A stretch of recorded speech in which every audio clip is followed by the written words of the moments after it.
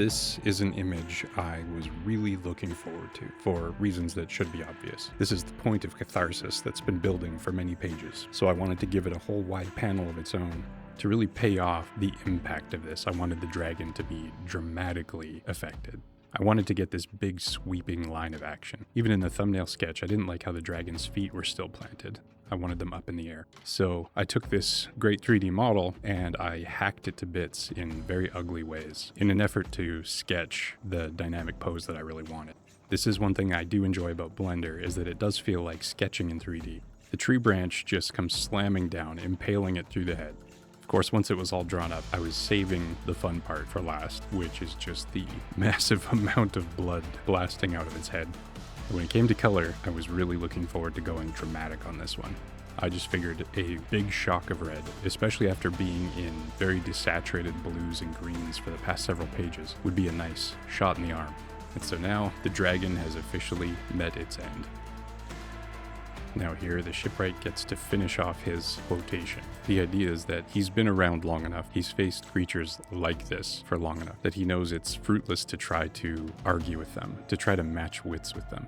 They thrive on that conflict and the back and forth. Instead, he just recites what they hate most, which is the prophecy of their doom. Because I'm going for classic adventure story, I like the idea of turning this prophecy into almost an action movie catchphrase.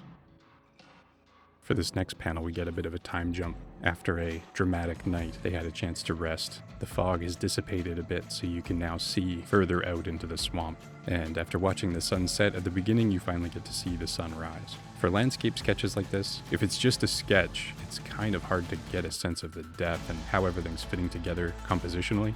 Once you just throw some simple values on there, the shapes start to make themselves more obvious. You can get a sense of how all the pieces are actually fitting together. So I worked up a very rough value drawing of what I was hoping for, and from there I could start inking.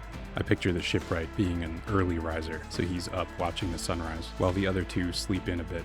Putting almost everything in this scene into silhouette is a cheap trick, but it is effective. I was able to use the tree model with a bit of overpainting to make some pieces that I could use to show more depth. In the distance, you can see the beginnings of mountains, and of course, this wouldn't be Dead Gods without some colossal figurative sculptures. With all the layers in place, it started to become a matter of balancing everything out, trying to create depth through atmospheric dispersion or haze. At this stage, I'm always looking for opportunities to help make sure that the silhouettes are reading clearly, so the mist and cloud cover help to underline that even more. The two prehistoric birds that were scared off earlier in the story are coming back, checking to see if their favorite perch is clear yet. And then I just finished it off with some color correction meant to emphasize the sunrise. Now a closer shot of the characters. I'm trying to tell an efficient story, but I think quiet beats like this are necessary. They help me feel like taking a deep breath after the more intense scenes, and I think they help to give those scenes more of a sense of scale. So the shipwright is just taking a moment to appreciate the sunrise. Now I'm very quickly playing things in reverse. They're descending from the tree, the makeshift hammock is being lowered. Bastian's too impatient to wait, so he's jumping out. Establishing shots are great, but in some of these cases, I prefer to focus more on the figures. This felt like one of those cases. So after I had figured out everyone's poses, I decided to bring them a little closer together and increase their scale, so they become more readable. This is a shot I was looking forward to drawing as well, the moment where they're really face to face with the dragon. This was certainly a serious issue for the shipwright, but it's still not totally unfamiliar to him. For the girl, this is a bit of a new situation. She's likely never been this close to one of these creatures. Bastian is doing some due diligence. When it came to the dragon, I wanted to lean on some grisly medical reality. So being impaled by a huge branch isn't just going to poke a hole. It's going to push things out of the way. So not only has it pressed down on the skull, leaving a big dent, it's also pushed a lot of what was inside more towards the outside. It's very gross, but again, this is part of the catharsis of this creature that wanted nothing more than to devour them and is now left in this undignified position. This is another case where having a 3D model that you can use for your sketching phase helps out. I was able to take my T-Rex model and deform it in the appropriate ways for a fatal injury like this. When it comes to color, one small detail, specifically the dragon's eyes. In the setting of Dead Gods, when a creature is occupied, its eyes take on the same color as Nephilim eyes, so red sclera, pale irises. Now that this dragon is dead, the things that were occupying it have left. so its eyes have reverted back to their original color. I'll be using this as a visual story cue to inform readers of the state of these creatures. So I tried to balance out the values here to make sure that the girl was front and center, just in awe of the scale of this creature. And with that, we're at page 8. Looking at this whole episode together so far, the Dragon's Death panel is cathartic story-wise, but also color-wise. It's a massive upset to the color theme that has been consistent for 5 pages up until this point. It's kind of the dramatic return of color before the sunrise starts coming back in. So we'll see if next week I can deliver the last page of this episode, page 9. Now on to the character redesign. The Tin Man. In the early stages, it all starts with the sketchbook.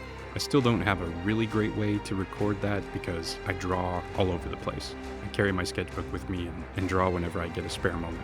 But I took those sketches, and because the version of the Tin Man that I wanted to draw was very mechanical, I thought he would be a fun one to sketch in 3D. So using Blender, I built a rough sketch model to use as an underdrawing. It's not pretty, but it gets the point across. It's mostly just to get perspective, proportions. I was able to adjust things on the fly, get the right feel. For example, I increased the size of his arms substantially in the 3D stage. But once I had enough information here, I rendered out a shot to use as my base drawing. The model is still very simple, so I just sketched right over it. To get some of the details and tubes, I used a quick hack where I used a white brush with a drop shadow around it to get outlines. It's just a quick and easy way to get more detail. But what am I drawing? So while we watch the inking play out, a bit about this guy. Like the Scarecrow, this was another person in the employ of Oz. Perhaps he was injured, perhaps he was just chosen one day because they needed a body. But he became a part of an experiment where Oz was trying to discover how little of a person was required to keep them alive. In the original story, the Tin Man was a woodsman whose axe was cursed, and it kept chopping off pieces of his body, which were then replaced until there was almost nothing left. In this case, I am also taking the opportunity to make this a bit of a Robocop redesign because it's fun, and some of the story themes have overlap. And so now he is a head with a few key organs. His visor is meant to look like some kind of spell. It's not just holes to look through, there's some sort of magical element taking place there.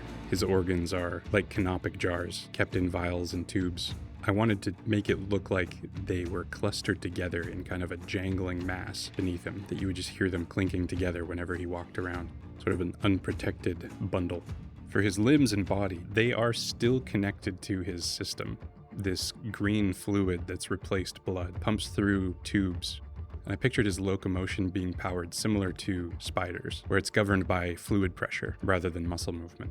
For those who are familiar with my previous story, Tellurian, I am a big fan of magic robots.